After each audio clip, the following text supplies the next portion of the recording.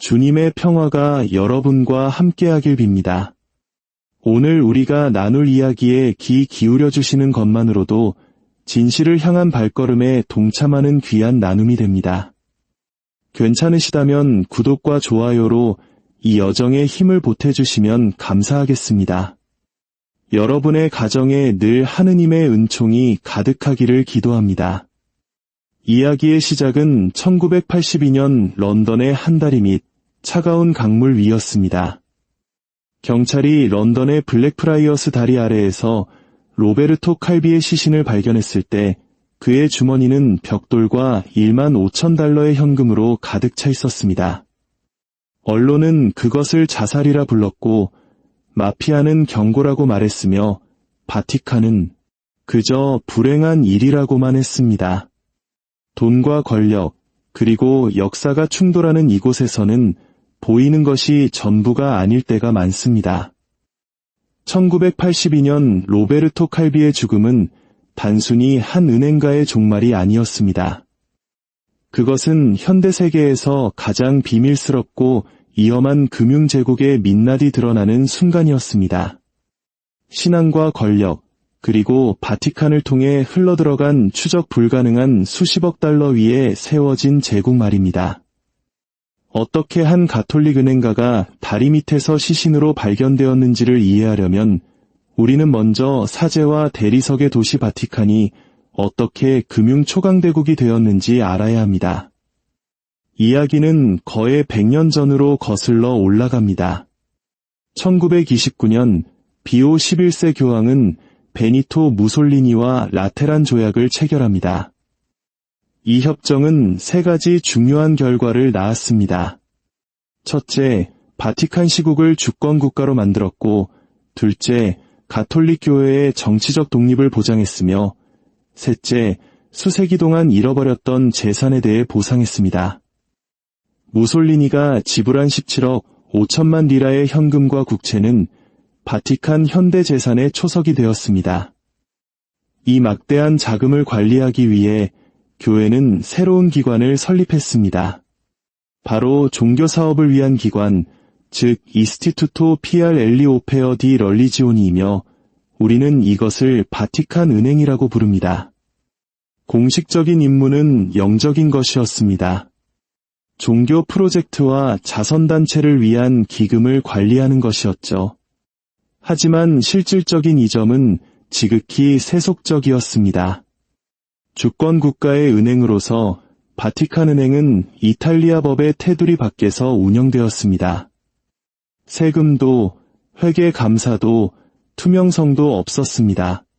그것은 말 그대로 로마의 심장부에 위치한 완벽한 역의 은행, 즉 조세 피난처였습니다. 1960년대에 이르러 바티칸 은행은 세계에서 가장 비밀스러운 금융기관 중 하나가 되었습니다. 어떠한 감독도 없이 누구를 위해서든 어디로든 돈을 옮길 수 있었습니다. 그리고 냉전이 격화되면서 이러한 비밀주의는 매우 가치 있는 도구가 되었습니다. 이때 교회와 긴밀한 관계를 맺고 있던 이탈리아 은행 방코 암브로시아노가 무대에 등장합니다. 은행의 회장 로베르토 칼비는 독실한 가톨릭 신자였고 매력적이며 야심만만하고 무자비할 정도로 창의적인 인물이었습니다. 그는 다른 사람들이 한계를 보는 곳에서 기회를 보았습니다. 1970년대 칼비는 룩셈부르크, 파나마, 나소, 그리고 남미에 걸쳐 유령 회사, 즉 페이퍼 컴퍼니 네트워크를 구축하기 시작했습니다. 서류상으로는 독립적인 회사들이었지만 실제로는 방코 암브로시아노가 통제했고 종종 바티칸 은행이 그 배후를 지지했습니다. 작동 방식은 이랬습니다. 칼비는 암브로시아노 은행에서 이 역의 유령 회사들로 막대한 대출을 주선합니다. 그러면 바티칸 은행은 지급 보증서에 서명합니다. 이는 사실상 대출받은 회사가 빚을 갚지 못할 경우 바티칸이 대신 갚아주겠다고 약속하는 것이었습니다. 하지만 대출자는 존재하지 않았습니다. 그들은 단지 서류상의 회사였고 대출은 가짜였습니다. 돈은 역의 계좌로 사라졌다가 여러 중개인을 거쳐 다시 나타나 정치자금, 비밀작전, 그리고 조직범죄의 자금으로 사용되었습니다. 수십억 달러가 이런 식으로 조용히, 보이지 않게, 그리고 종교의 깃발 아래에서 움직였습니다. 냉전 기간 동안 바티칸과 서방 정보기관들은 공산주의를 막는다는 하나의 공통된 목표를 공유했습니다. 이는 법을 어겨서라도 반공운동에 자금을 지원해야 한다는 것을 의미했습니다. 방코 암브로시아노와 바티칸 은행에서 나온 자금은 폴란드의 자유노조 운동연대에 흘러들어간 것으로 알려져 있습니다. 이 운동은 동유럽에 대한 소련의 통제를 무너뜨리는 데 큰 역할을 했습니다. 하지만 모든 돈이 고귀한 명분을 위해 쓰인 것은 아니었습니다.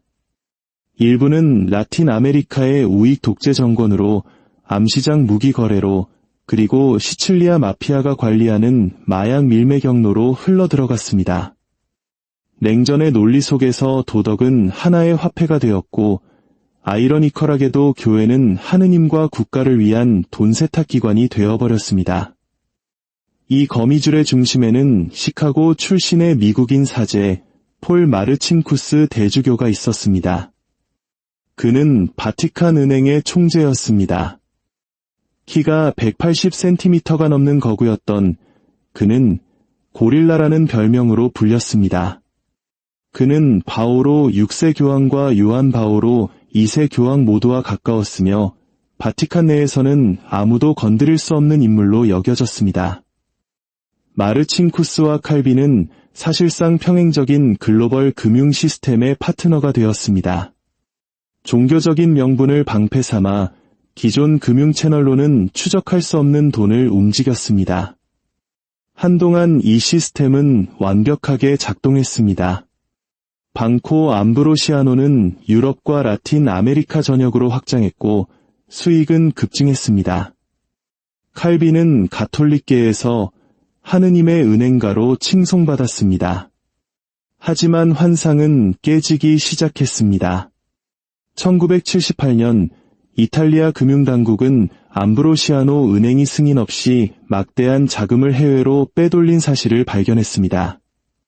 칼빈은 외환관리법 위반, 즉 돈을 밀반출한 혐의로 기소되었습니다. 그는 체포되어 유죄 판결을 받고 수감되었습니다. 하지만 기이하게도 그는 항소심을 기다리는 동안 석방되었고 다시 은행 회장으로 복구했습니다. 그의 권력은 어떤 위기에도 흔들리지 않는 것처럼 보였습니다. 그러는 동안에도 익명의 회사들, 추적 불가능한 송금, 그리고 바티칸 은행이 직접 서명한 지급 보증서들이 계속해서 드러났습니다. 암브로시아노가 단순히 돈 세탁만 하는 것이 아니라는 사실이 명백해졌습니다. 그것은 정치, 종교, 그리고 범죄 권력의 전체 생태계를 유지하는 동력이었습니다. 그리고 바티칸은 결코 순진한 방관자가 아니었습니다. 그들은 침묵의 동업자였습니다. 1980년대 초 더 이상 숫자가 맞지 않기 시작했습니다. 암브로시아노의 해외 대출은 실제 자본을 초과했고 13억 달러 이상의 행방이 묘연했습니다. 수사관들이 좁혀오자 칼빈은 바티칸의 도움을 간청했습니다. 그는 요한 바오로 2세 교황에게 직접 편지를 써서 만약 은행이 무너지면 교회의 비밀 금융작전이 모두 드러날 것이라고 경고했습니다.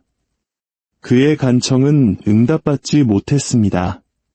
1982년 6월 17일 칼빈은 위조 여권과 현금, 그리고 바티칸의 연루 사실을 상세히 기록했다고 알려진 서류들을 들고 이탈리아를 탈출했습니다.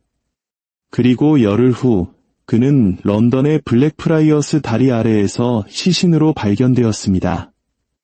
그 죽음의 상징성은 무시할 수 없었습니다. 블랙프라이어스는 도미니코 수도회를 지칭하는 말이었지만 동시에 마피아 및 이탈리아 정보부와 연계된 비밀 결사 프로파간다 두 해의 회원들이 사용하던 별명이기도 했습니다. 칼비는 P2의 회원이었습니다. 이 비밀 결사에는 군 고위 장교, 비밀 요원, 금융가들이 포함되어 있었습니다. 대중에게 P2는 그저 또 다른 프리메이슨 지부였지만 실제로는 이탈리아의 가장 강력한 인물들을 연결하는 그림자 정부였습니다. 그리고 이제 그들의 은행가가 주머니에 벽돌이 가득한 채 다리 밑에 매달려 있었습니다.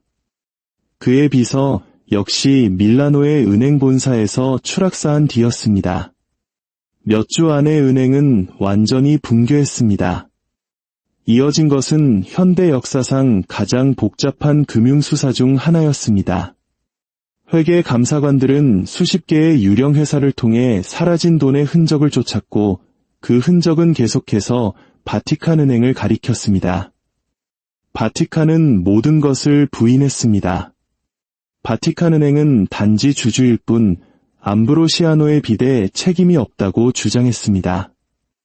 하지만 수사관들은 마르친쿠스 대주교가 수억 달러에 달하는 대출을 보증하는 편지에 서명한 것을 발견했습니다. 법적으로 그 서명들은 바티칸에게 책임을 지웠습니다. 이탈리아 검찰은 마르친쿠스를 체포하려 했지만 그는 바티칸 시민권을 가지고 성벽 안에 살고 있었기 때문에 불가능했습니다. 전 세계가 지켜보는 가운데 교회의 명성은 불타고 있었습니다. 도덕적 권위의 상징이었던 교황청은 화이트 칼라 범죄의 안식처가 되어버렸습니다. 바티칸은 부인으로 일관했지만 수사관들은 마르친쿠스 대주교가 직접 서명한 바티칸 공식 편지지들을 확보했습니다. 그 서명들은 바티칸에 10억 달러가 넘는 법적 책임을 지웠습니다. 이탈리아 검찰이 마르친쿠스를 기소하려 하자 바티칸은 주권을 내세웠습니다. 1929년 라테란 조약 덕분에 이탈리아 법이 바티칸 성벽 안에서는 적용되지 않는다고 주장했습니다. 마르친쿠스는 7년 동안 바티칸 시국을 떠나지 않고 체포를 피했습니다. 한편 돈의 흔적은 더 깊은 어둠 속으로 이어졌습니다. 법의학 회계사들은 암브로시아노의 계좌가 시칠리아 마피아, 남미 마약 카르텔, 심지어 라틴 아메리카의 암살단과 연결되어 있다는 사실을 밝혀냈습니다. 칼비의 은행과 관련된 일부 역의 기업들은 냉전 시대 우익 독재 정권의 무기와 자금을 대는 데 사용되고 있었습니다. 이러한 작전에서 바티칸의 역할은 공식적으로는 불분명하게 남아 있습니다. 하지만 비공식적으로 역사가들과 언론인들은 바티칸의 금융 네트워크가 서방 정보기관이 지원하는 반공 전략의 일환으로 정치 자금을 위한 위장막으로 사용되었다는 데 동의합니다. 이념과 돈이 섞이자 도덕의 경계선은 사라졌습니다. 이는 어쩌면 냉전의 최전선에서 비슷한 딜레마를 겪었던 우리 한국인들에게도 낯설지 않은 풍경일지 모릅니다. 그리고 증인들도 사라졌습니다. 칼비가 사망한 지 몇 달 안에 암브로시아노와 관련된 몇몇 핵심 인물들도 약물과다, 자살, 그리고 사고로 사망한 채 발견되었습니다. 아무도 증언대에 서지 못했습니다. 수사가 길어지면서 바티칸의 이미지는 추락했습니다. 수세기 동안 영혼의 수호자로 여겨졌던 교회가 이제는 검은 돈의 피난처처럼 보였습니다. 독실한 가톨릭 신자들조차 교회가 재무제표에 영혼을 팔았는지 묻기 시작했습니다. 1984년 수년간의 법적 공방 끝에 바티칸은 이탈리아 당국과 합의에 도달했습니다. 암브로시아노의 채권자들에게 2억 5천만 달러를 보상금으로 지불하기로 했습니다. 죄를 인정한 것이 아니라 선의의 합의라는 명목이었습니다. 하지만 메시지는 분명했습니다. 침묵에는 대가가 따른다는 것. 교황은 공개적으로 이 위기를 심각한 슬픔이라고 불렀지만 마쿠에서는 바티칸의 금융부문이 조용히 재편되었습니다. 마르친쿠스는 1989년까지 총재직을 유지하다가 미국으로 은퇴하여 애리조나에서 골프를 치며 여생을 보냈습니다. 그는 결코 기소되지 않았습니다. 그렇다면 로베르토 칼비는 어땠을까요? 그의 죽음은 공식적으로 자살로 기록되었습니다. 그러나 수십 년 후 법의학 재조사를 통해 그가 살해당했다는 것이 증명되었습니다. 그의 목 상처는 목을 매달았을 때 생기는 것과 일치하지 않았습니다. 그는 다른 곳에서 교살된 후 다리 밑에 매달렸던 것입니다. 2003년 영국 법원이 사건을 제기했고 마피아 인물을 포함한 5명의 용의자가 재판을 받았지만 증거 불충분으로 모두 무죄 판결을 받았습니다. 하지만 증언을 통해 오랫동안 의심되었던 사실이 드러났습니다. 칼비는 너무 많은 것을 알고 있었기 때문에 살해당했다는 것. 그는 정부, 갱스터, 그리고 교회를 위해 돈을 옮겼던 남자였고 결국 그들 모두에게 버려진 존재가 되었습니다. 이 사건이 특별했던 이유는 단순히 부패 때문만이 아니었습니다. 그것은 은폐의 규모 때문이었습니다. 바티칸, 이탈리아 정부, 정보기관 등 관련된 모든 기관이 이 사건을 묻어버릴 이유가 있었습니다. 너무나 많은 평판, 동맹, 그리고 비밀이 걸려 있었습니다. 그리고 그 비밀주의는 바티칸의 기본 태도가 되었습니다. 그 후 수십 년 동안 새로운 스캔들이 터져나왔고 각각은 같은 패턴을 반복했습니다. 1993년 정치뇌물과 관련된 5억 달러 규모의 돈 세탁 사건, 2010년 국경을 넘나드는 의심스러운 송금으로 동결된 바티칸 계좌, 그리고 2013년 베네딕토 16세 교황의 사임. 교황청 내의 부패와 내분을 폭로하는 문서가 유출되는 가운데 바티칸 자체 감시 기구조차 바티칸 은행을 불법 자금의 통로가 될 수 있다고 묘사했습니다. 프란치스코 교황은 개혁을 약속했습니다. 그는 고위 관료들을 교체하고 외부 감사관을 도입했으며 새로운 투명성 규칙을 통과시켰습니다. 하지만 바티칸 은행은 여전히 블랙박스로 남아 있습니다. 주주도 없고 공개 보고서도 없으며 오직 교황에게만 책임을 집니다. 오늘날에도 여전히 영성과 비밀이 교차하는 지점에서 운영되는 주권역의 은행인 것입니다. 역사상 모든 강대국은 결국 같은 교훈을 배웁니다. 생존하기 위해서는 신념뿐만 아니라 그 배후의 시스템을 통제해야 한다는 것을. 바티칸은 단지 그 교훈을 일찍 배우고 완성했을 뿐입니다. 이야기가 잊히지 않는 이유는 사제들이 은행가가 되어서가 아닙니다. 은행가들이 다른 종류의 사제가 되었기 때문입니다. 신뢰를 화폐로, 재무제표를 도덕적 권위로 삼는 금융신앙의 수호자가 된 것입니다. 암브로시아노 스캔들은 현대 글로벌 금융의 구조를 예고했습니다.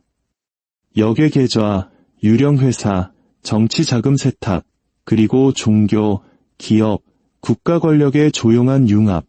오늘날 교회를 위해 수십억 달러를 숨겼던 바로 그 메커니즘이 전 세계의 기업, 과도 정치인, 그리고 정부에 의해 사용되고 있습니다.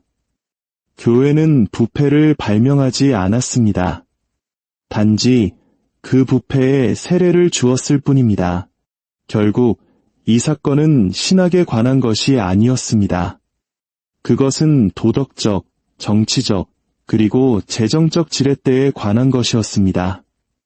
바티칸의 주권은 현대의 억만장자들이 조세 피난처에서 찾는 것과 같은 힘, 즉 법의 손이 닿지 않는 곳에서 운영할 권리를 부여했습니다.